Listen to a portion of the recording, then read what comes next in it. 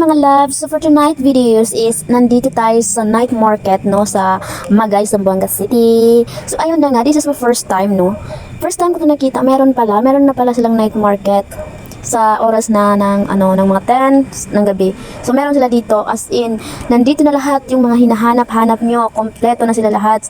Andito yung mga vegetables, lahat ng kailangan nyo sa bahay except sa mga groceries. So mga gulay, mga fruits, nandito na sila lahat guys. Napaka-fresh. O yan, as nakikita nyo naman, 'di ba? Nandiyan ang mga radish, tsaka mga mga carrots. As in, tapos ang mumura lang. So yan, mga potatoes. Ayan, di ko expect na ganito kadami ng mga vegetables nila dito.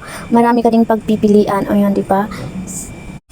Ayun mga loves, sobrang napagod kami. Ang haba-haba ng nilakad namin. Ito lang pala yung bibili namin, ang mani. Ang sarap nito, ang aking paboritong mani, no? Akala ko ako lang yung kakain, ako lang yung may gusto nito. Pero gusto din pala ng mga kasama ko. Thank you for watching!